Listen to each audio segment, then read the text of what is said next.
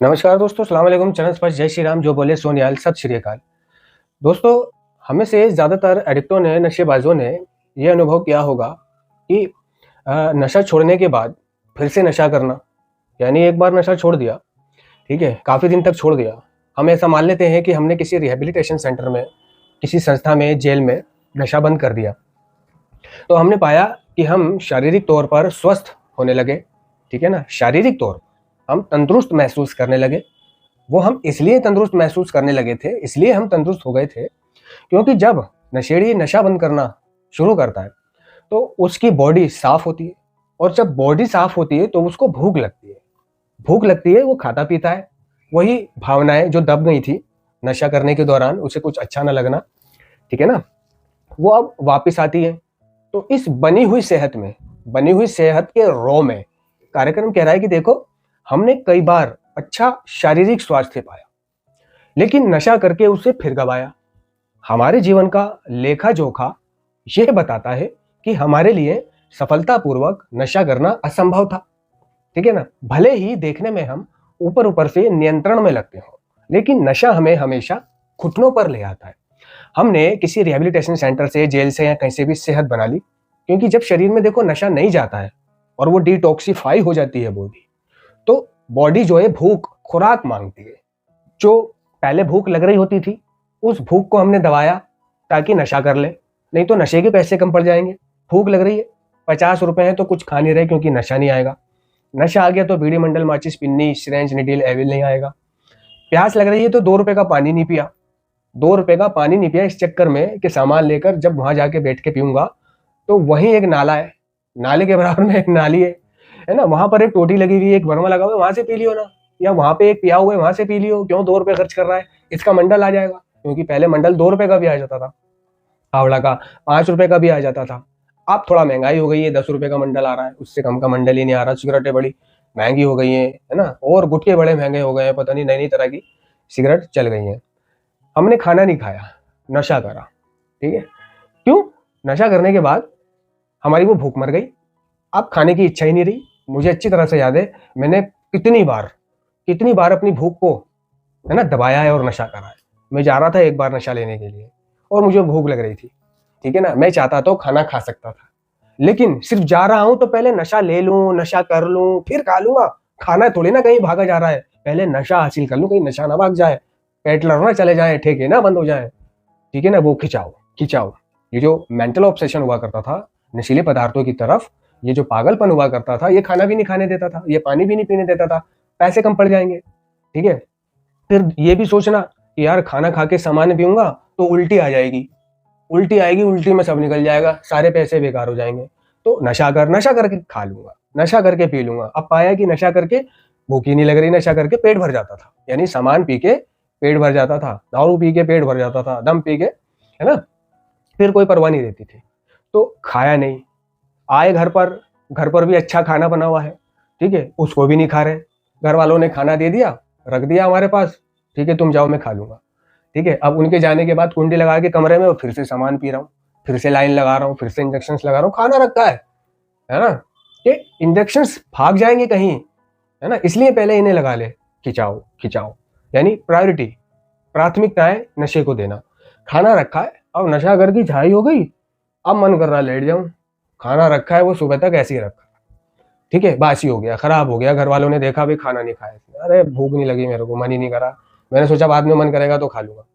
तो जो खाना नहीं खाया, आज नशा बंद करने के बाद वो जो जितनी भी भूख हमने, है ना, मारी है अपनी, आज वो सारी मरी हुई भूख इकट्ठी होकर बाहर आती है जब नशा छोड़ देते हैं। तो हकीकत समझना, क्यों रिहैबिलिटेशन सेंटर में हमें इतनी भूख लगती है, क्या ना? क्यों हमें रिहैबिलिटेशन सेंटर में, नशा मुक्ति केंद्र में या जेल में कयामत की भूख लगती है कि जैसे हमें एक देगची मिल जाए तो पूरी देगची चावल खा जाएंगे, है ना? कौरमा मिल जाए तो पूरा देगचा कौरमा खा जाएंगे, है ना? रोटियों का बंडल दलिया खा जाएंगे पूरी। लगती है नहीं लगती ऐसी भूख? एक एक रोटी पर हम बेईमान हो जाते हैं। क्यों लगती है इतनी भूख? क्यों हमारा 4 रोटी में, 5 रोटी में पूरा नहीं पड़ता? जो इतने जमाने से नशा करते दौरान हमने अपनी भूख को दबाया है, और अब नशा छोड़ने के बाद वो सारी भूख जो दबी हुई थी अब निकलती है। अब दे इसको रोटी, तो वो खाता है क्योंकि डिटॉक्सिफाई हो चुकी है, खाता है, खून बनता है, जवानी आती है, ताजगी आती है, अच्छा शारीरिक स्वास्थ्य पा रहा है, ठीक है, रिहेबिलिटेशन सेंटर में बहुत सारा डिप्स मारने लग जाता है, उसको डिप्स मार रहा है पता ही नहीं चल रहा है। ठीक है, आजकल कई रिहेबिलिटेशन सेंटरों में जिमें भी खोल रखी है, मैंने खुद देखा है। एक है ना अलग सेपरेट जगह बना रखी है जिसको जिम जिम घोषित कर रखा है, उसमें जिम के सामान है, डंपल है, ये है वो है, जैसे जिमों में होता है औजार, है ना, वैसा उसकी अलग से फीस लेते हैं वो, कि भाई खाएगा पिएगा भी, है ना, और सीखेगा साखेगा भी और जिम भी करेगा तो जरा बढ़िया रहेगा। घर वाले भी सोचते हैं कि हाँ भाई ठीक है, आर्नोल्ड बन के निकलेगा हमारा लोंडा। है ना, तो घर वालों को 5,000 रुपये फालतू देने में कोई दिक्कत भी नहीं होती कि एक तरफ नशा बंद करेगा, दूसरी तरफ बॉडी भी यहीं की यहीं बन जाएगी। ठीक है, चमक के आएगा बिल्कुल बाहर, और जब चमक के आएगा तो थोड़ा रो होगा, उसका दबदबा होगा, है ना, हम भी अपना सीना तान के इसके साथ चलेंगे, कोई हमें उंगली तो उठा दे, हमारा लोंडा उसकी भैंस चरा देगा। ठीक है ना, और एक रो के साथ लड़के का हाथ मांगने जाएंगे, रिश्ता करने जाएंगे। जब लड़के वाले लड़के को देखने आएंगे तो माशाल्लाह से अलग ही पर्सनैलिटी नजर आएगी इसकी, आर्नोल्ड वाली, है ना। इसलिए हम उसको जिम करने की भी अनुमति दे देते हैं, फीस दे देते हैं। ठीक है, अब क्या है, वो वहां पे जिम भी करता है, खाता पीता भी है, दिक्कत परेशानी में भी रहता है, भूख भी लगती है, बढ़िया सेहतमंद हो जाता है।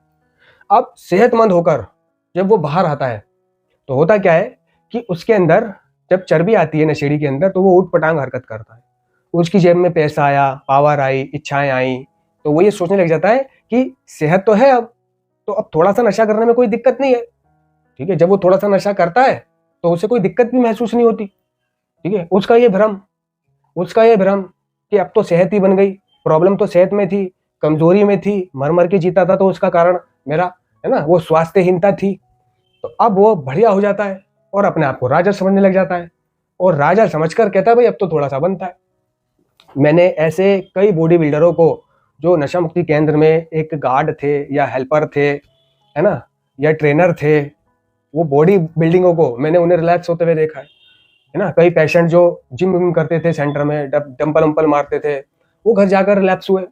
क्योंकि भाई देखो, नशे का ताल्लुक, नशे को छोड़ देने का ताल्लुक हमारे शरीर से नहीं है कि हमारा शरीर ठीक हो गया तो लिहाजा हम ठीक हो गए, हमारा शरीर बन गया, सेहत बन गई तो हमारी जिंदगी सुधर गई। ठीक है ना, नशे का ताल्लुक हमारे शरीर से बिल्कुल नहीं है, नशे का ताल्लुक तो हमारे दिमाग से है, दिमाग से है, इस ख्याल से है कि अब तो सेहत बन गई है, अब तो नशा बनता है। जो कार्यक्रम में एक मतलब स्लोगन है, your personal growth before wasted status. ठीक है ना, तो उसने पूरा ट्रीटमेंट जेल में, संस्था में या कहीं भी कैद खाने में, उसने पूरा ट्रीटमेंट सिर्फ खाने पीने पर, क्योंकि जो जिम करने लग जाता है ना उसका ध्यान दोस्तों सिर्फ खाने पीने पे रहता है कि अंडे खा लूं, गाजर का हलवा खा लूं, दूध पी लूं, मक्खन भी खा लूं, रोटी भी खा लूं, चावल भी खा लूं, दही भी खाऊं। उसका फोकस सिर्फ और सिर्फ खाने पीने पे, विटामिन बनाने में, मर्दाना ताकत बनाने में, बॉडी बनाने में। बहुत से तो क्या काम करते हैं, पाउडर, बॉडी बिल्डिंग वाले पाउडर दूध में मिला मिला के पीते हैं। उनका फोकस टोटल सिर्फ मतलब एडिक्शन में शामिल हो जाता है, उनके जिम करना, खाना पीना, बस उनका पेट भर जाए, उन्हें समय पे खाना मिल जाए। ठीक है, तो उन्हें किसी की परवाह नहीं है, कोई बीमार है उन्हें वो महसूस नहीं होता कि ये बीमार क्या महसूस कर रहा होगा, क्योंकि वो तो सेहतमंद है। उसका फोकस सिर्फ और सिर्फ खाने पीने पे रहता है। वो साइड में इतना खाता है कि आप देख लोगे ना तो वो डोगेश भाई की तरह भी खाता है भर भर के, है ना, कि भाई ये तो मेरी औषधि है, ये तो मेरी दवाई है, तो मैं खाता हूँ। तो ऐसे में ज्यादातर जिम करने वाले और खाओ मीत, है ना, कोई व्रत नहीं रखते, क्योंकि व्रत रखा ही नहीं जाएगा उनसे, रोजा रखा ही नहीं जाएगा उनसे, उनको तो भाई भरपेट माल खाने की आदत हो गई है। तो ऐसा मैंने महसूस किया है कि व्रत रखने में परेशानी होती है, ठीक है, रोजा रखने में परेशानी होती है कि चल छोड़, एक तो गुजर गया, 2 गुजर गया, 3 गुजर गए, 4 गुजर गए, इसी तरह 300 रोजे गुजर गए। बहुत सा तो रोजे गुजरने के, है ना, रमजान का महीना गुजरने का इंतजार कर रहा होता है, क्योंकि उस महीने में उसकी बंदिशें, उसको बंदिशें लग जाती हैं, वो खुल के खा नहीं सकता, वो खुल के बात नहीं कर सकता, वो खुल के गालियां नहीं दे सकता, वो कुछ नहीं कर सकता। ठीक है ना, तो मैंने भी ऐसा किया है कि रमजानों के गुजरने का इंतजार करा है, मुहर्रमों के गुजरने का इंतजार करा है, क्योंकि जिस महीने में मैं खा नहीं पाऊँ, पी नहीं पाऊँ, कुछ बुरा नहीं कर पाऊँ, बुरा नहीं सोच पाऊँ, बुरा करना पाप, तो मैं उसके जल्दी से गुजरने का इंतजार करता रहता था, है ना। तो बहुत सा, है ना, अपने नशे को कंट्रोल में करने की कोशिश भी करने लग जाता है, उसका सारा फोकस वहाँ जिम करने पे रहा रिहेबिलिटेशन सेंटर में। तो ये रिहेबिलिटेशन सेंटर में जो ये जिम विम की प्रथा है ना दोस्तों, ये गलत है, मेरे हिसाब से गलत है, आपके हिसाब से गलत हो या ना हो। क्योंकि अगर नशेड़ी वहां पर बॉडी बिल्डिंग करेगा तो वो क्या सीखेगा, है ना, क्या सिखाएगा, क्या सीखेगा, क्या बीमारी समझेगा। बाहर आकर भी उसका फोकस सिर्फ खाने पीने पे और अपना पेट भरने पर रहेगा।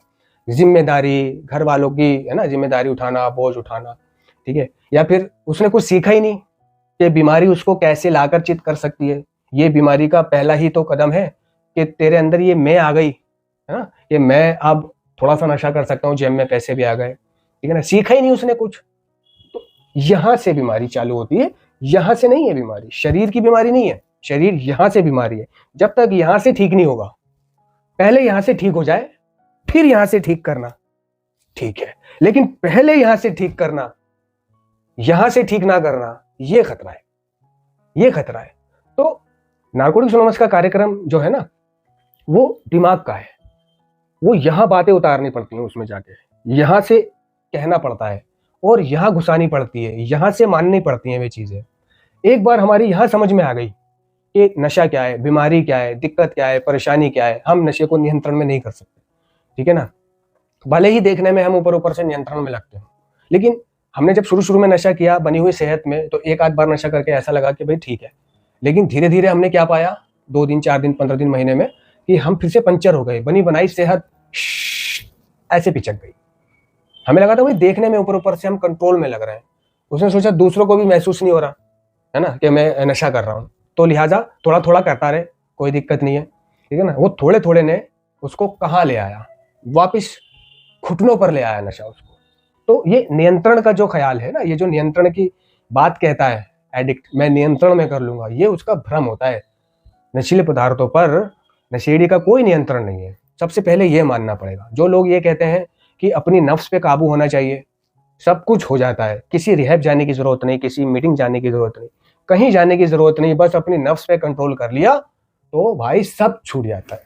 तो ऐसे में सारी दुनिया के कार्यों में, सारी दुनिया की बातों में नफ्स पे कंट्रोल करना काम करता है, लेकिन नशे के मामले में, एडिक्शन के मामले में नफ्स पे कंट्रोल करना काम नहीं करता है, क्योंकि नफ्स पे कंट्रोल करना एक नशेड़ी के बस में नहीं है, बस में नहीं है। हमारा रिकॉर्ड, हमारा इतिहास, पुराना इतिहास इस बात का गवाह है कि हमने नशे को कंट्रोल में करने की कितनी कोशिश करी। क्या हम नियंत्रण में नशे को कर सके? हमने ये सोचा भी कि रात रात को करूंगा, बस 10 ले आता हूं, एक रोज रात को पीऊंगा नींद के लिए और फिट फॉर होने के लिए। लेकिन 10 लाने के बाद क्या हुआ, उसी दिन सुबह तक सारे 10 के 10 खत्म कर लिए। यानी 10 को 10 दिन चलाना तो बहुत दूर की बात, 10 को 2 दिन चलाना भी मुश्किल हो जाता था, है ना। जब तक नशा रखा रहता था, पड़ा रहता था, उसे करने का कीड़ा दौड़ता रहता था। लाई ये सोचकर कि 10 दिन तक चलाऊंगा, एक पीऊंगा, एक ही काफी है, 1000 भी बहुत नहीं, ठीक है। क्या हुआ, क्या हुआ, उसी रात सुबह तक पीते रहे और जब तक सबको नहीं फूंक दिया तब तक बैठे ही नहीं। सो रहे हैं, थोड़ी देर सो गए, जैसे आंख खुली, आंख खुलते ही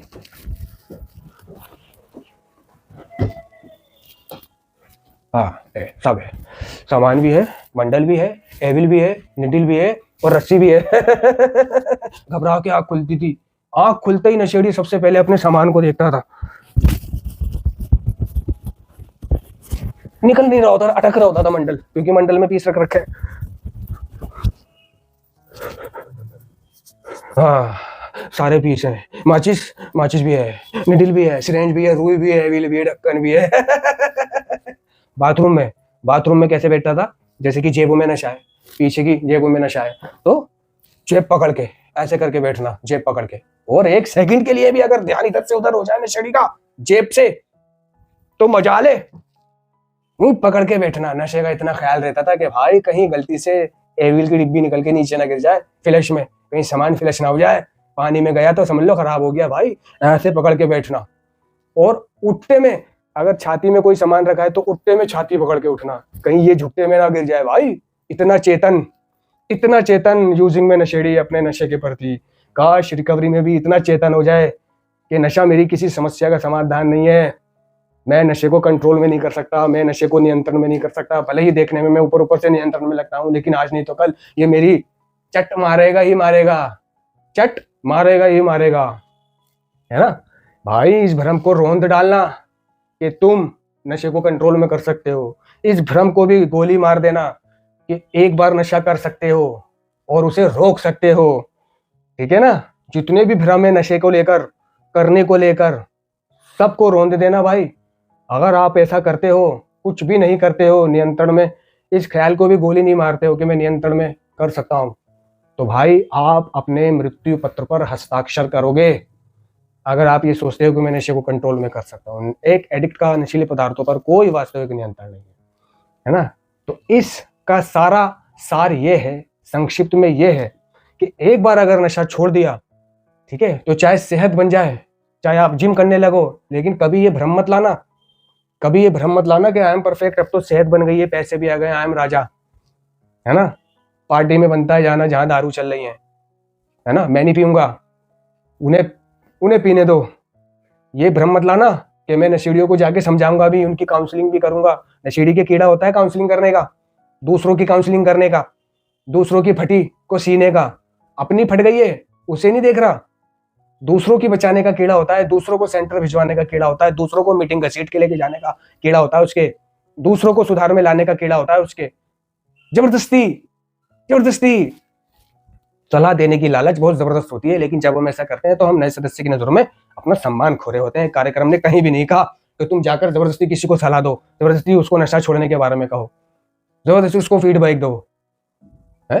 कार्यक्रम ने कहा है कि बस तू नशा ना कर, अपने आप को देख, अपनी सीख, ठीक है, अपना खुद का विकास कर, दूसरे के बारे में मत सोच, दूसरे को ज्ञान मत पेल।